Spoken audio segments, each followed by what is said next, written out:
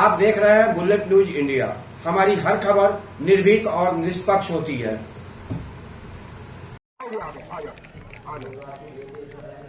नोएडा प्राधिकरण पर किसानों का पिछले 16 दिनों से धरना जारी। किसान टस से मस होने का नाम नहीं ले रहे। प्रतिदिन महिलाओं की संख्या बढ़ती जा रही। मातृशक्तियों ने किया प्राधिकरण पर कब्जा। आज 16 दिन महापंचायत का हुआ आयोजन। महापंचायत में 105 गांव के किसान भागीदार बने। किसानों को देख करके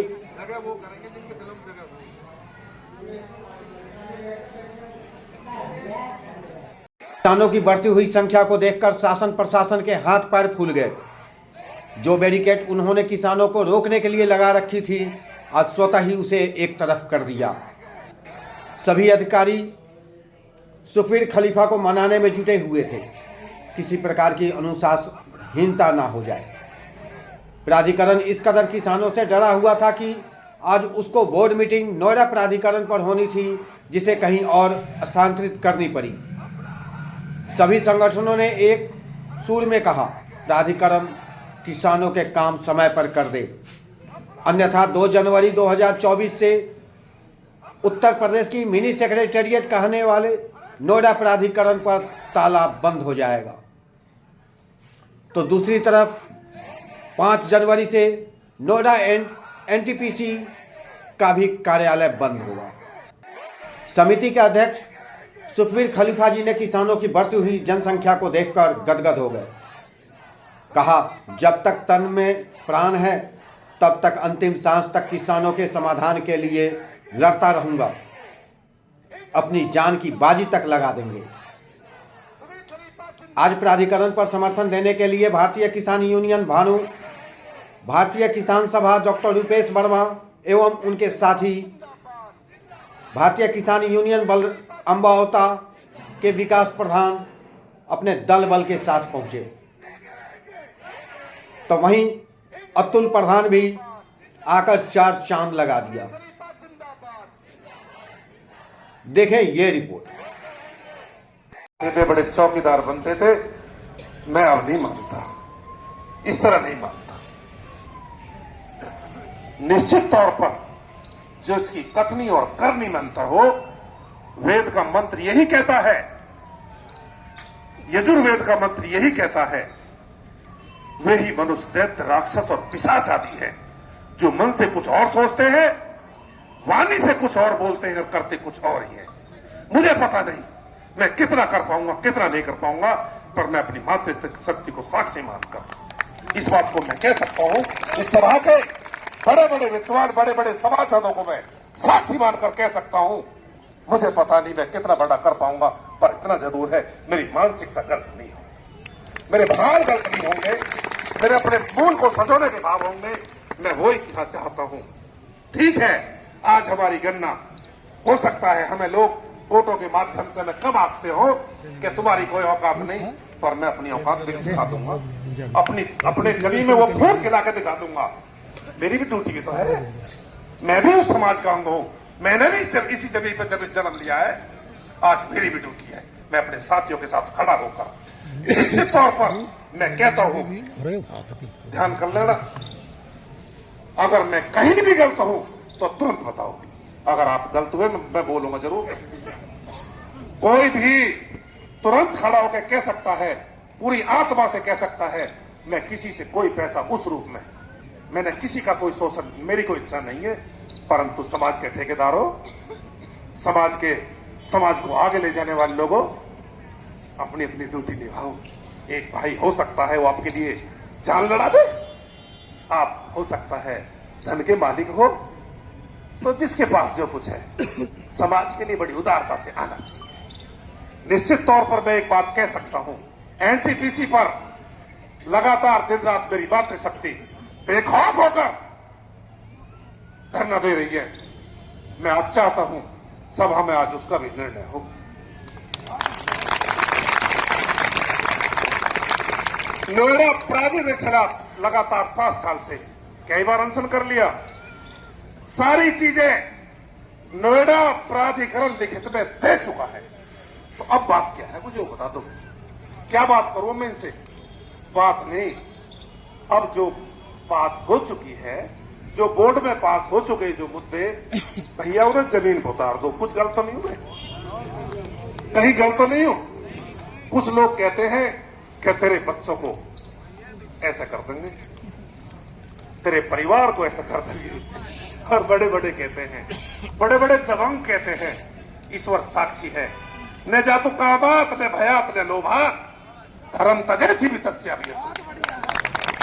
मैं तो कामने से, मैं इस सभा में बड़ी दबंगाई से कहता हूं, ना किसी के भय से, ना किसी के लोभ से, ना किसी प्रलोभन से, यहां तक कि प्राणों की बाजी भी लगेगी तो भी मैं धर्म का परित्याग नहीं करूंगा। मेरे लिए यही है।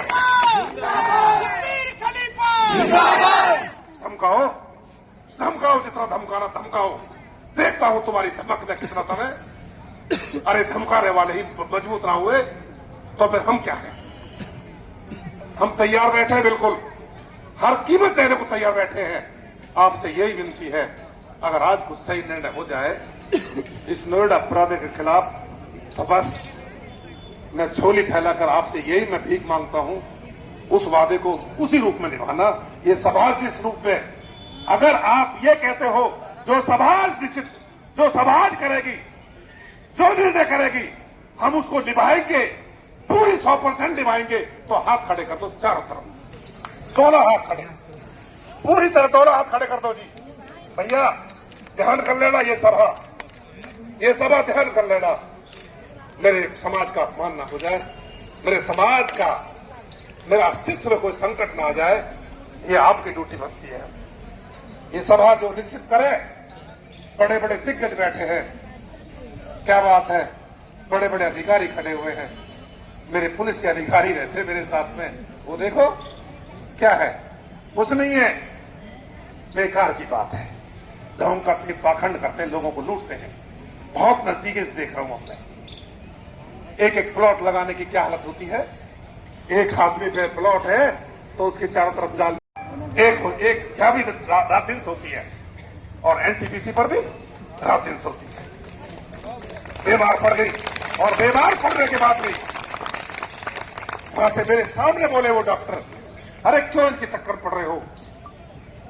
कसम खाता हूं, जैसे शेरनी झपटती है ऐसे झपटी। क्या बोली?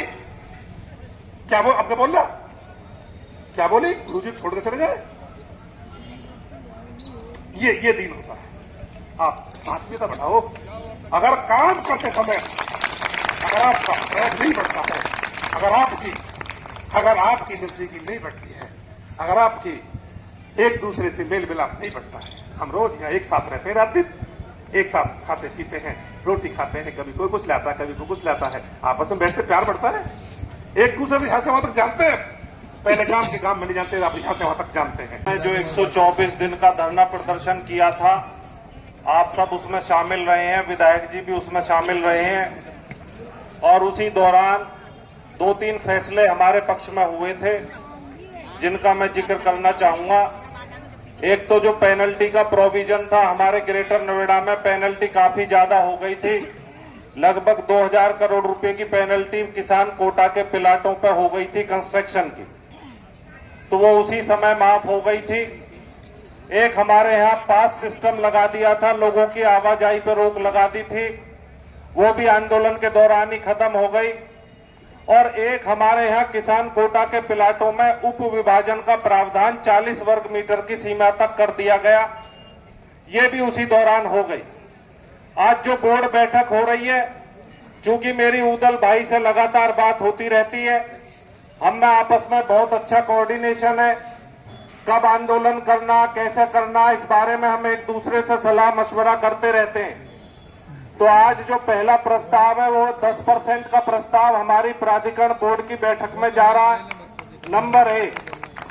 नंबर 2 प्रस्ताव है कि हमारे यहाँ ग्रेटर नोएडा क्षेत्र में नए कानून के तहत जो खरीदें हुई हैं, उन खरीदों में नए कानून के प्रोविजन लागू नहीं किए हैं, वो नए कानून के प्रोविजन लागू हो, उसमें खास बात 2 है, बल्कि 3 है।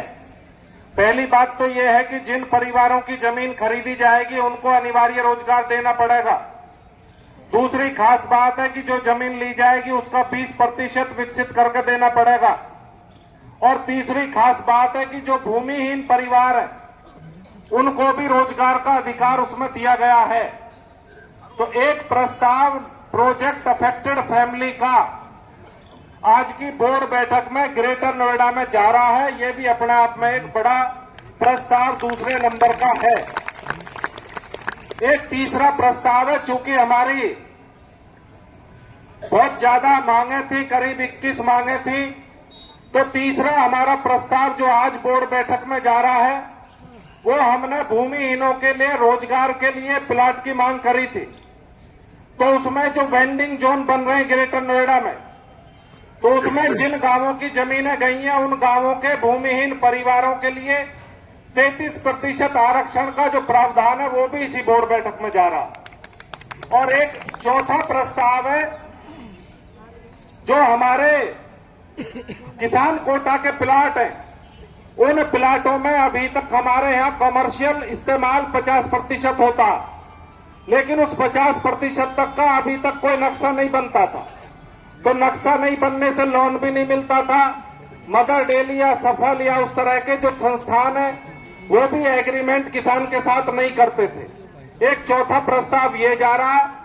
और अंत में जो आखिरी प्रस्ताव है जिसके बारे में पिछले फरवरी से लेकर के और अभी दिसंबर तक लगातार सुनवाइयां हुई हैं 44 गांवों की आबादियों की, तो आबादियों के लगभग 15 गांव के प्रस्ताव इस बोर्ड बैठक में जाने की तैयारी कर ली गई थी, लेकिन उसमें कुछ अधिकारियों ने साइन करने से मना कर दिया। लेकिन वो तैयारियां पूरी हैं। हो सकता है अगली बोर्ड बैठक में वो जाए और हो सकता है इसी बोर्ड बैठक में उन्होंने उसे मैनेज कर लिया हो, ले गए हो, उसके बारे में मैं निश्चिंत नहीं हूं।